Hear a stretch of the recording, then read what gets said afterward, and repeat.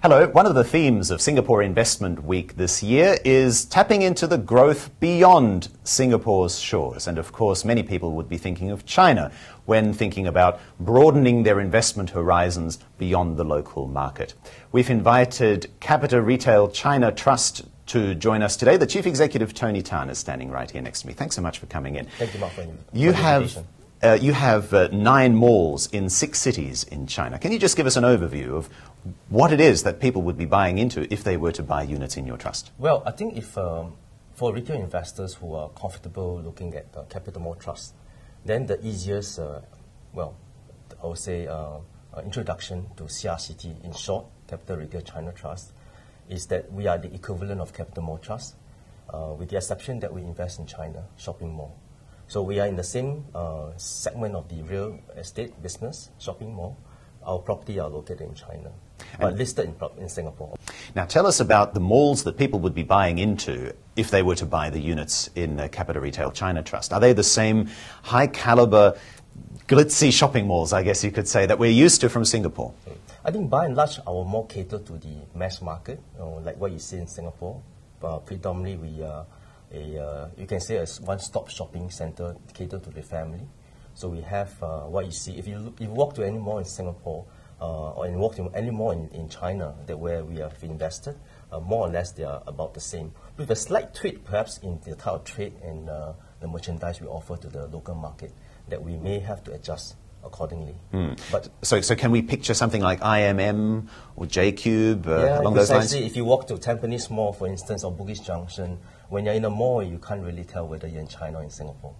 Really? Okay. Yes. Especially so, if you look at in Singapore context, China, they're no different from Singapore. Everybody loves to shop in Singapore. In China, it's the same. The Chinese love to shop. Yes. The Chinese love to eat. The restaurants are full all the time, just like what you see in Singapore. So when you step into any of our malls in China, essentially, you can tell the difference. Yes.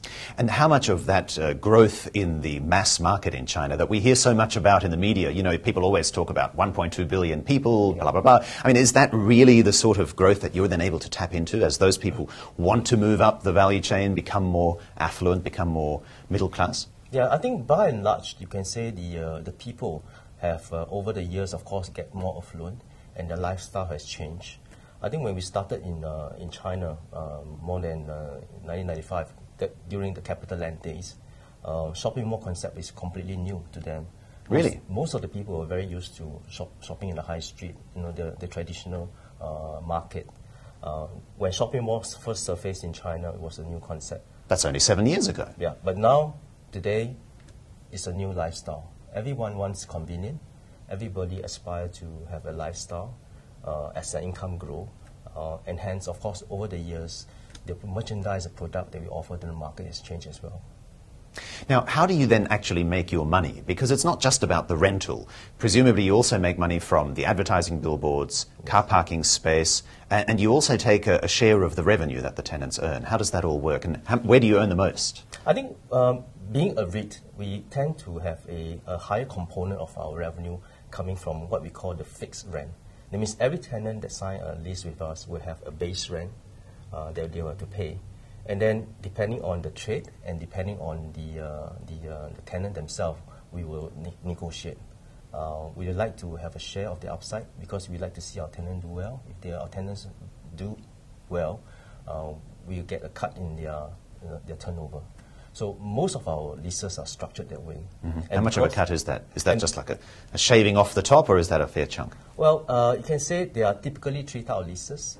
The most straightforward leases will be the fixed rent. They pay a fixed rent, and over the next 3 to 5 years, there will be some natural step up.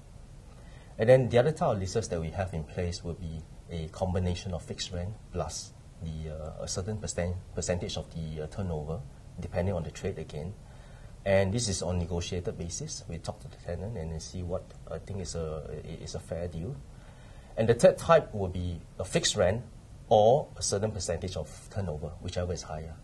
So in most of the cases, we like to structure the leases in such a way. And we do our best to help our tenant do well. Yeah? And then hopefully if our tenant does well, we will share some upside in the rental as well. Now, earlier in August, we heard about retail sales figures from China. You might have just caught them in the newspaper, which showed, in essence, that growth was still around 13% or so. Let's be honest, that's a big growth year on year, 13%. But it was short of expectations. And, you know, you also read in the newspaper headlines about China's growth slowing. Is it going to have a hard landing? All these concerns. When you travel to your malls, as you do once a month or so, what do you actually see on the ground? I think when you start reading this headline news, you could analyze a little bit more carefully. Of course, by and large, 13% growth is still respectable growth. We'd like to have that in Singapore. Yeah, most countries would love that, to have a kind of 13% growth in the retail sales. But I think we need to analyze it carefully. Of course, certain sectors has been affected. Generally, we can't deny that China growth has slowed and quite broad-based.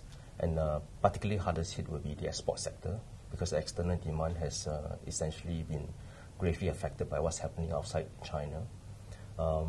But we also know that the Chinese government has been trying the best to restructure their economy, to bring up consumption as a key pillar going forward. And we have already seen some measures put in place. So we are quite confident that, no doubt, at 13%, it just came off from, if you could recall, a few years back, they are growing between 15 to 20% retail sales for a couple of years. And now it's down to 13%. But we are quite confident that on a macro level, the government has been putting in place a strategy to boost up consumption. Some already surfaced, but there are things that I'm sure they are looking at plans to help to see how they could restructure the economy. And going forward, the mega trend, something that I think will not change, is the urbanization. More and more people are living in the city, and hence more and more people need to shop in an urbanized shopping environment. I think we are in that space. Yeah. What sort of expansion are you planning then? I mean, if you have 9 malls in 6 cities, there are so many provinces in China, each with dozens, if not hundreds of cities, then how do you actually tap into the growth on a much broader basis than just these individual malls? I think we have a 3-pronged strategy. Organically, of course, we'll grow, mean that we'll upgrade our mall and upgrade our tenant mix, make sure that we move with time so that the tenant, when our shopper has a little bit more money to spend, hence our merchandise has to change, and therefore our tenant mix has to change as well. So that organic growth is one of the strategies, and I think we have done very well for the last couple of years. And of course, when we need to do some major changes to our shopping center, that's where the enhancement activity will have to be invested, and we have already done that as well. I think if you some people could remember back in 2008 we did a major asset enhancement work to one of our malls in Inner Mongolia. We call the Saihan Mall, which essentially changed that mall from a single tenant master lease mall into a shopping center. And that, since we have completed the enhancement work back in 2010, I think our revenue has been just growing exponentially. And last year we did the MPI for the mall clocking close to 50%. Yeah. And what is MPI? Net property income. NPI, net property income, was up by 50%. More than 50%, yeah. Right. But you have 4 malls in Beijing, 1 in Shanghai. Do you expect to be growing more in the big Tier 1 cities like that? The last strategy, of course, through expanding our current asset base through acquisition. We have our sponsor, CapitaMall Asia, which is kind enough to, and they are really serious about China, and they have been investing in China. So they are building a pipeline for malls that over the time, when it gets mature, CRCT will have the first right to acquire. So that pipeline has been built. But having said that, we are also looking out externally for potential acquisition. And during a downtime like this, I think it's a good time for us to sniff around. Is there anything, finally, which investors ought to know, which may not be quite so obvious just by reading the press statements and whatever they read in the newspaper? Anything, any nugget of wisdom or value for retail investors who've never invested in stocks before, who might be considering CapitaRetail China Trust? I think if investors truly believe the China story, and I think talking about a long-term growth prospect, China is going through that massive urbanization. People are getting very rich, and shopping will be one of the favorite pastime. If they truly believe in this storyline, then I think we are possibly one of the few stocks, or rather REIT, available in the market for them to get exposure to. All right. Thank you so much for coming in and talking to us about it. Tony Tan, the Chief Executive of CapitaRetail China Trust. Singapore Investment Week is the time when you can find out more about investment opportunities both in Singapore and overseas. The website address is on your screen now. Go to the page and have a look what else you can find out about the various investment opportunities. I'm Mark Lowdy. Thanks for watching.